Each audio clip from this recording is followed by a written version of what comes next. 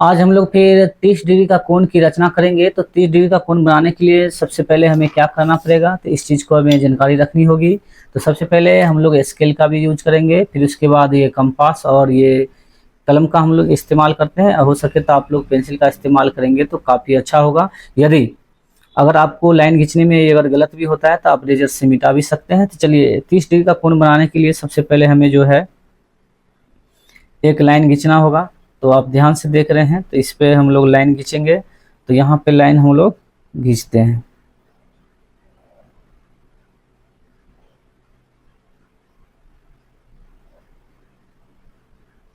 चलिए एक लाइन हम लोग खींच चुके हैं, और इस लाइन का हो सके तो आप नाम भी दे सकते हैं।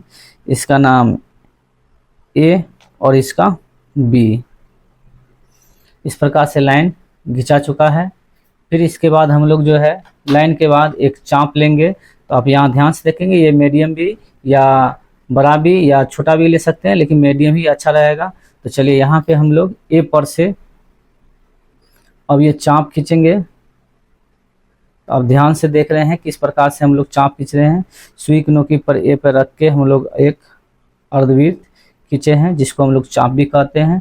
और ये आपको पता होगा ये 0 है, और 0 से जो हम लोग कट करेंगे तो ये हो जाएगा 60।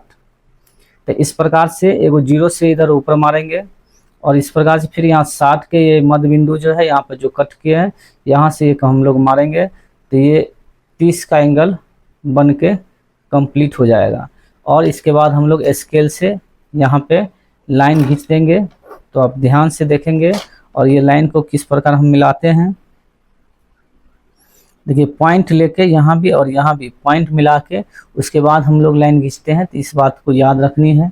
और यहाँ पे हम लोग लाइन ए तक खींच लेंगे। तो ये हमारा एंगल 30 का बन के कंप्लीट हो गया। यहाँ पे हम लोग सी लिख देंगे, और इसके अंदर में 30 डिग्री लिख देंगे, और ये हमारा एंगल बन के कंप्लीट हो गया। तो 30 का एंगल आपका बन के कंप्लीट हो गया। तो चलिए यहाँ पे अगर आपको चेक करना है तो आप आसानी से कर सकते हैं।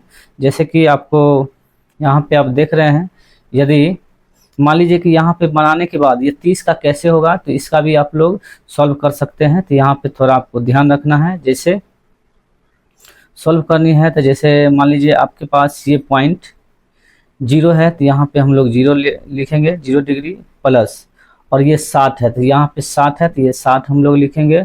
और इसके बाद यहाँ पे दोनों के बीच रखे हैं, तो ये 2 से डिवाइड होगा।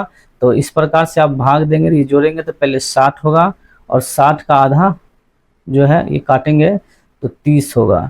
तो इस प्रकार से यहाँ जो हमारा एंगल जो निकला ये 30 डिग्री का हो गया। तो इस प्रकार से यहाँ पे आप 30 जो निकला यहाँ पे आप आसानी से लिख सकते हैं। तो चलिए ये हमारा एंगल कंप्लीट हो गया।